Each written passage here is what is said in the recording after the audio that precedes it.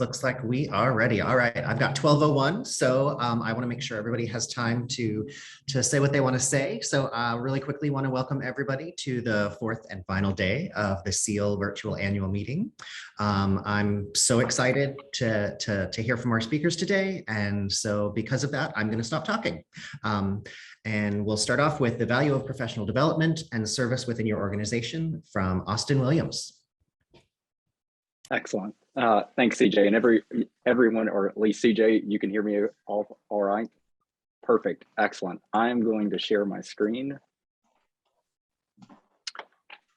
All right. Hopefully everyone can see that. Well, thank you. Let me maneuver this. Thank you for choosing to attend this presentation. My name is Austin Martin Williams, and I'm the Interim Director of the Law Library at Georgetown University Law Center. I'm really excited to talk to you today about the value of professional development and service within your organization.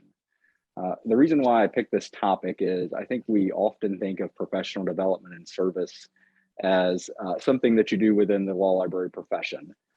But I think that local service within your organization, whether it's a university, a federal agency, a court, or a law firm, can help you learn about aspects of the organization, and it can serve as a means to promote the library's contributions to the organization. So by the end of this program, I'm hoping that you'll be able to summarize the different types of service and professional development opportunities that might be available within your organization, and then also explain some of the benefits for serving within your organization. I am actively monitoring the clock. I'm hoping to make sure there's plenty of time for some questions and discussion at the end. Much of what I'm going to talk about is shaped by my own experience, and I will admit that it comes from a very academic perspective. So that's why I'm hoping that I'll have a little bit of time at the end so that you can share your thoughts on the topic. Just by way of a summary of what I plan to discuss, I'm going to do a very general overview of professional development service, really just to hopefully frame the conversation. I want to spend just a few minutes talking about my story, some of the different roles that I've been in throughout my career, and under the different employment classifications I've been under.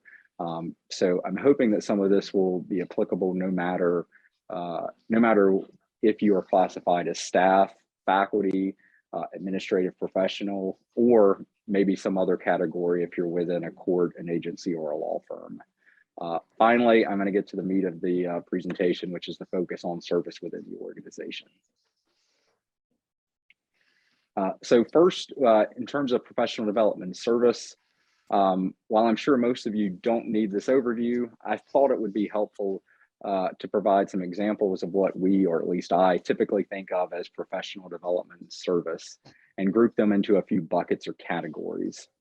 As we will do when we look at service within the organization, I tried to look at the activities we engage in within the profession and place them into a few buckets or categories.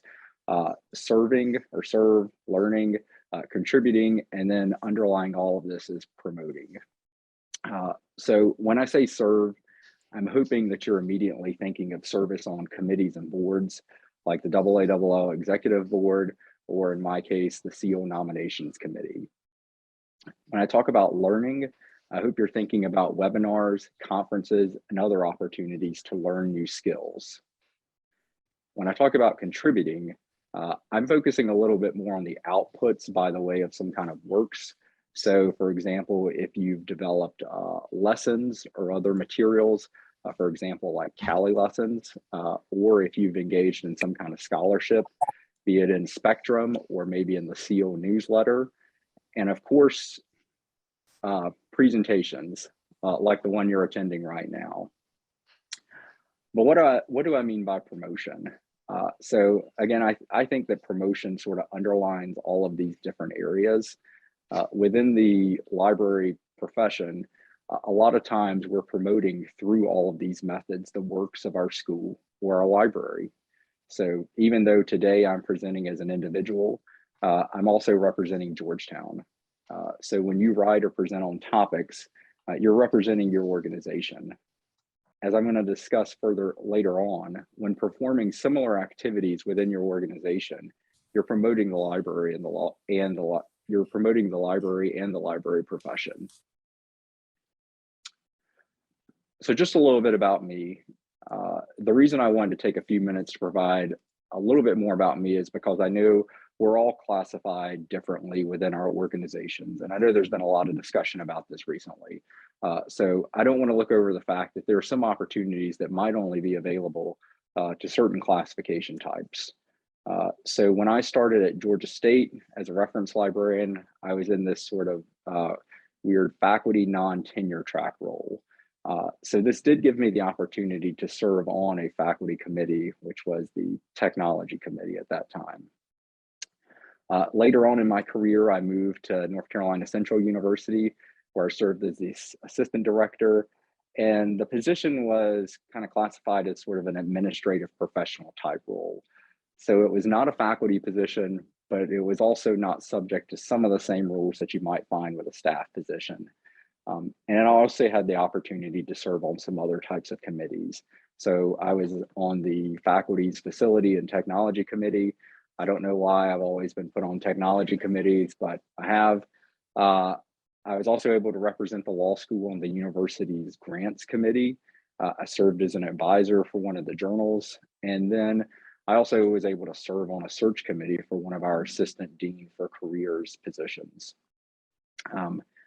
At Georgetown, I'm an academic and administrative professional, which I could spend probably hours explaining that. But in short, it's not a faculty position, but it does have significantly better benefits and opportunities that you might find with some staff positions. I should also note that just by the nature of being in the interim director position, there are some committee opportunities that have been afforded to me that would have been available if I was still in just my deputy director role. So I've had the opportunity to be on the law school's pandemic response group that's developed a lot of the policies around throughout the year we were virtual and then the year we've been back on campus. The emergency management team. I also am on the weather team, so I get the opportunity to have those late night phone calls about is the campus going to be open and what services are going to be provided. I've also been on the university's electronic and information technology accessibility advisory group, which tries to look at a lot of the web content that we have at the university and try to make sure that we're following accessibility standards. So I'm telling you all this because I don't want to steer away from the fact that some of what I've been able to take part in has really been due to my position or role. But some opportunities have also come from the fact that I've actively sought them out. So hopefully some of the ideas that I'll share with you will help you look for opportunities within your organization. So now let's talk about service within the organization, because that's what you're here for. I'm going to look at it from two perspectives, and it's kind of a chicken and egg type question, and I even thought about changing my mind about 15 to 20 minutes before the presentation, but I'm going to go with this. I'm going to start with the first aspect that I'm going to talk about is what is there to gain from serving within your organization, and then what are the opportunities. So and I want to end with opportunities because I think that's a good way to transition over to hopefully having some time for you to share your thoughts. So what is there to gain? So I thought about it from this perspective because I think when you're thinking about your resume or CV, a lot of information goes in there about, what professional committees you've served on. Have you written for Spectrum or other newsletters? What kind of have you presented at SEAL or other conferences? And then of course, there's usually a little bit about your day-to-day job. In general, I think engaging in more development within the organization. So again, thinking about service, thinking about learning, thinking about contributing can help you do your job better. So attending training sessions that are offered at your organization, learning about internal systems, I think are incredibly important. Again, this is similar types of stuff that we do at conferences, but it's just done at your sort of more local level. And I think these are really important because I will say I've been at several schools now. While being a reference librarian is being a reference librarian, there are subtle differences to being a reference librarian at Georgetown versus being a reference librarian at Georgia State versus probably being a reference librarian at a law firm. So I really think it's important to try to look for development opportunities within your organization. I also think the serving, learning, and contributing will also help you just learn more about the overall organization. It's going to help you see where you and the library fit into all of this. So attending trainings, serving on committees, you're going to get a better sense overall of just how the organization operates. I also think that serving, learning, and contributing will also help you foster relationships with other people and units. And this really can't be overstated. I think it's very easy, and I can say this firsthand because at Georgetown, where the library is in its own building, it is incredibly easy to get siloed. And I think there were many times, even when I was at North Carolina Central, I don't really go out to lunch a lot, so I could come into the library for the day and then never actually leave the library until the end of the day. So it's really easy to get siloed. And while I know we all trade emails, serve on committees, and see each other in the library profession at conferences, it's those other people in the organization that you're going to see on that every day, every week basis. So developing relationships with them is going to be incredibly important to help you accomplish some of your goals. And they can also help you do your job better. Finally, I think seeking out service, learning, and contribution or contributing type opportunities will provide you that opportunity to promote the library within the organization. Even if you're working on quote unquote non-library type things like serving on a hiring committee or a social committee, I think these are important. I think it just demonstrates that we are a part of the greater organization and we have skills and expertise to contribute. So now that you know why you should be looking for these opportunities, let's talk a little bit more about what the opportunities are. Again, looking at this based on sort of the three buckets or categories that I mentioned in a previous slide. First, when you think about service or serving in the profession, you think about committees. Well, guess what?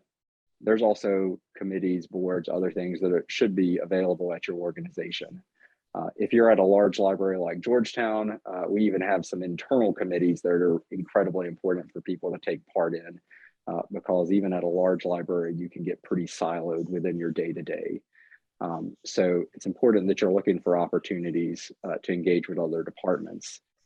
In academia, you can usually find some kind of cross either committees within the law school or committees at the university level that you can take part in. Depending on your role with the organization, you might also be able to find some other opportunities.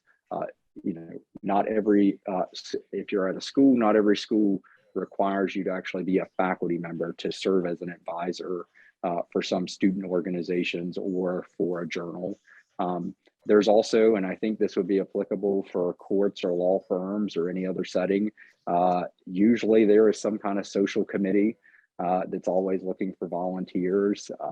You know, if depending on how your organization does hiring, there's usually opportunities to attend, to be part of hiring committees, event planning committees, and even strategic planning. So I think these exist at every organization. So you should volunteer to serve. And I think they create those opportunities that we talked about in the previous slide, which is fostering relationships and promoting the library. There's also opportunities to learn.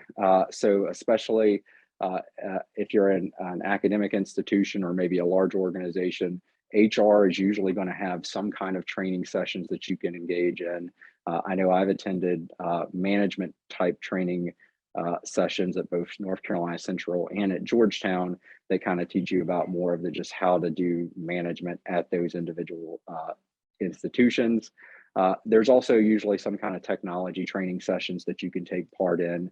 I know we've outsourced more of that now to like LinkedIn Learning, but I still think most organizations have some opportunities to learn more technology. And then depending on where you are, there might be opportunities to either work towards certificates from the organization, such as an academic institution, or have the organization pay to get certified in some kind of skill. And then finally, to contribute, again, when we talk about at the library level, we've mentioned lessons and publications, presentations. The same exists at the local level as well.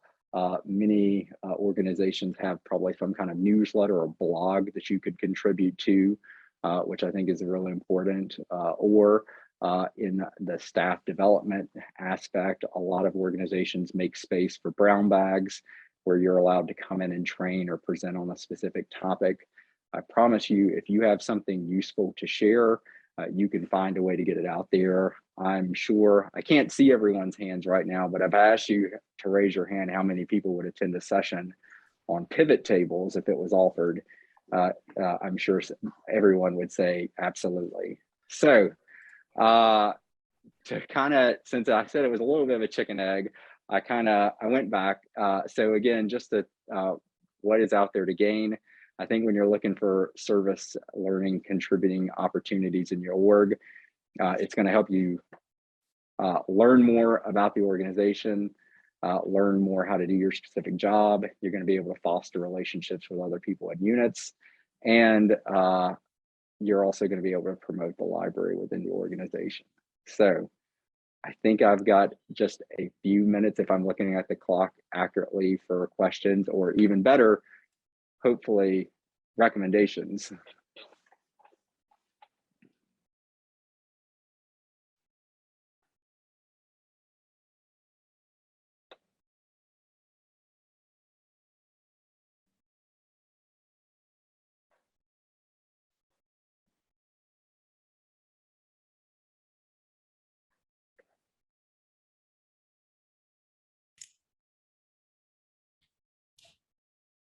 Anybody have questions or thoughts about service and professional development? Things maybe that you do at your organization?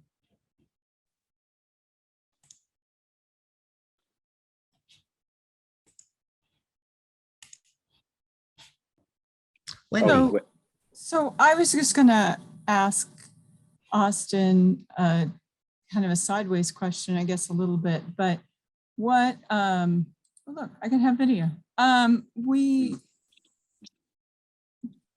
think there are, like, you know, there's always like kind of finite resources too, though, right? And so from your perspective now as a library upper echelon administrator, how do you kind of balance some of that? Because I think, or even help people balance what they're doing, because you can get very active in the profession to a point where it can take over your other work, or it can, or you can, you know, there's a lot of things to take advantage of out there as far as learning opportunities, but how do you balance that within what benefit you're seeing from the library's perspective?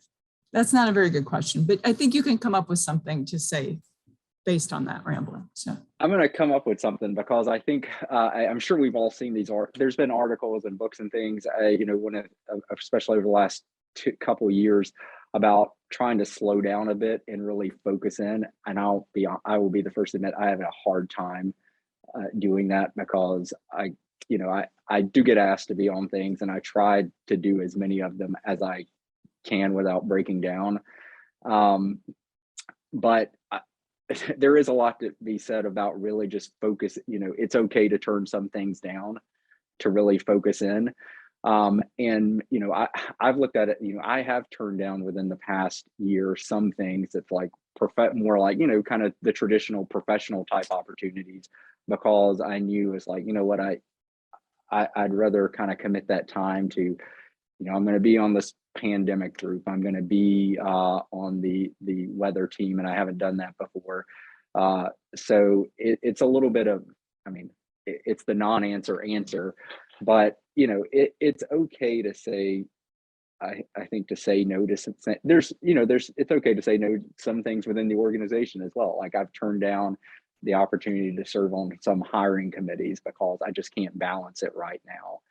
So it's a little bit of a delicate sort of act of like what's the most important at this time, and what am I gonna focus on for at least this year or this 6 month stretch.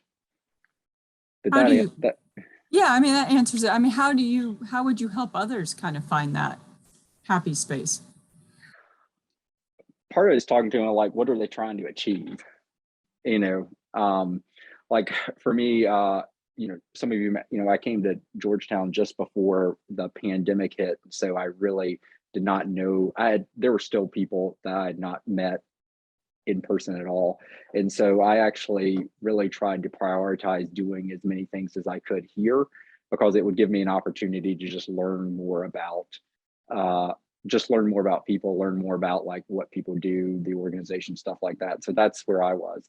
That might be very different. Like maybe someone, especially very new coming in, you may want to, if you're brand new to the profession, maybe definitely focus on like learning what's going on in the library, but you may want to learn a little bit more about the profession and how it works. And then as you kind of go on and progress and you feel more confident in that, then looking, okay, well, maybe I can kind of put myself out there, and the office of students is doing a search committee for a new person, and I interact a lot with students, so maybe I'll throw my hat in to be on the search committee or something.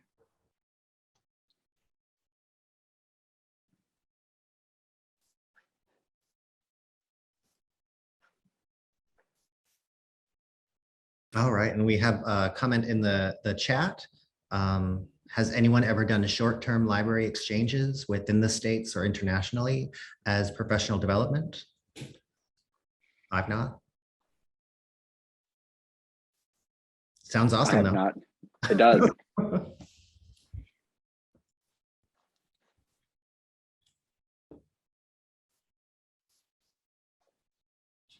All right. Well, thank you very much.